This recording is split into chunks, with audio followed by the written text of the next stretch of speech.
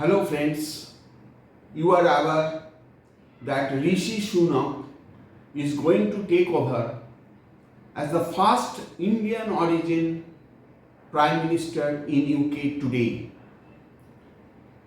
In this background, there are a lot of expectations and aspirations from India side, particularly from businessmen, trade and commerce, investors, etc.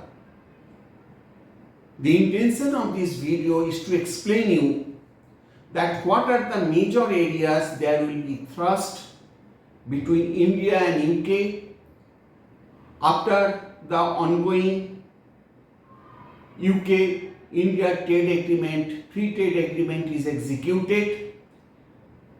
We have classified the entire discussions into 4 segments. One is trade and commerce, second services, third capital market, and fourth financial services.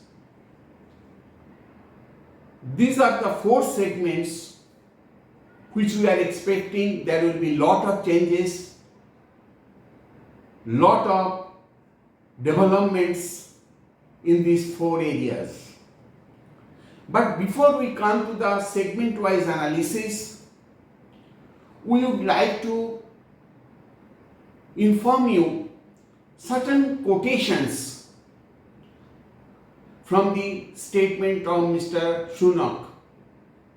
He had come to India and joined India Global Forum's UK-India Award function, and he opined and explained how people, trade and innovation will drive India-UK trade ties, free trade agreements, the visa regime and financial services. I quote some of his statements. He said, I quote, that UK is very supportive of India playing a leading role in the region and in the world. Very important statement he passed. He said that relationship between India and UK will be the relationship as an equal partner. That is very, very important. He admitted that the perception about India and UK has not caught up with reality. And he said that time has come to recognize, acknowledge the India's contributions in the world trade, particularly taking into account that India houses third largest unitech.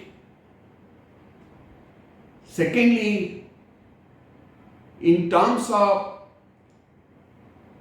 smartphone penetrations, India secures the second position in the world.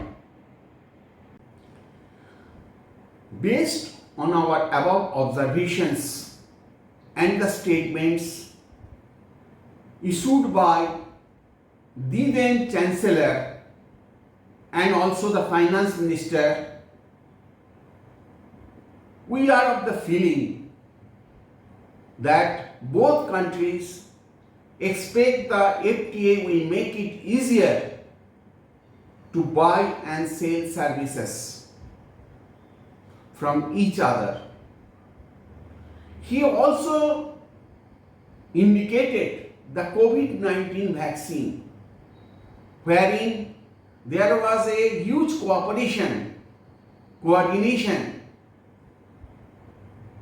and shoulder to shoulder work between UK and India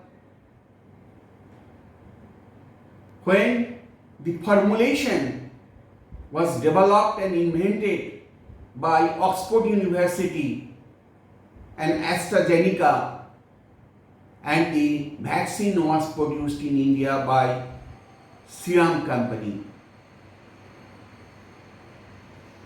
Friends, we expect that there will be a greater cooperation in the defense and security segment. We also expect that once free trade agreement is executed, majority of the goods will be under concessional duty structure on a reciprocal basis. This is about goods and merchandise. You have to keep in mind that India-UK trade is presently around 23 billion GBP, which is likely to be increased significantly once the FTA is executed. With regard to the services, according to our review and analysis, we find there will be major thrust on services. And we have identified 5 different segments in the services. Which are those 5? One is auditing,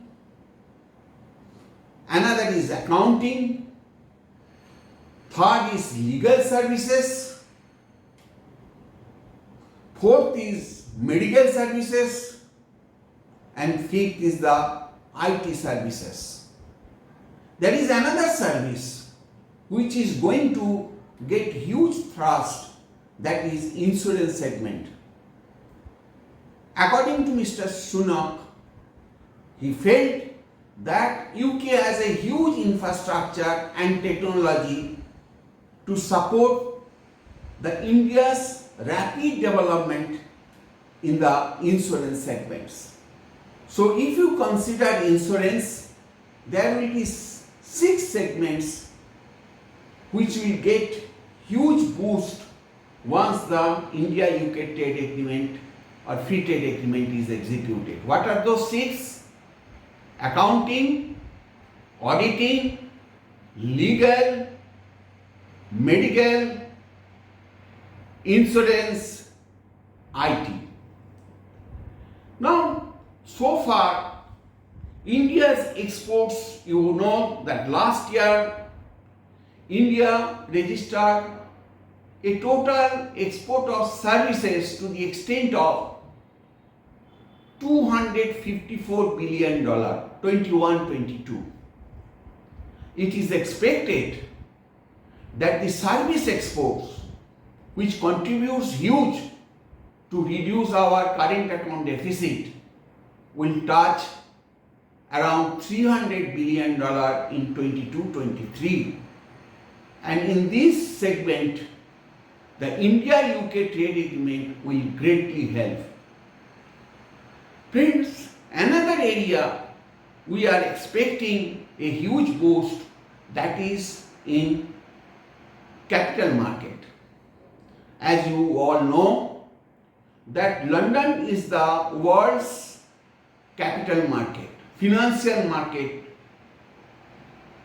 So therefore, once this agreement is executed, India can source the major capital inflow from all over the world through London, and particularly where our country is emphasizing, that is on green bonds, and London could be a great source of green bonds to support our various activities to reduce CO2. These are the capital market segments, and it is found that British market holds huge potential for domestic services like medical transcriptions.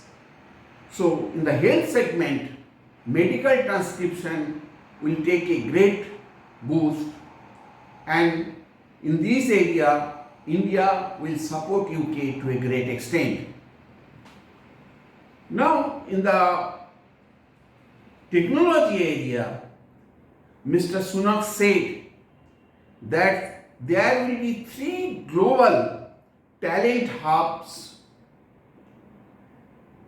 being set up by UK. 3 global hubs.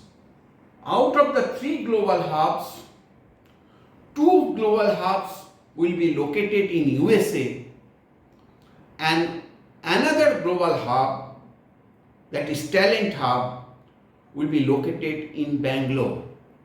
So in that case, in the talent retention area, in the talent development area, India and UK will work side by side, shoulder to shoulder for development. Regarding China-India relationship, we like to know what was the Chancellor's view. He said, I quote, "The UK's relationship with China will be clear-eyed and rooted in our values. With India, we are very supportive of India playing an influential role in the region and in the world.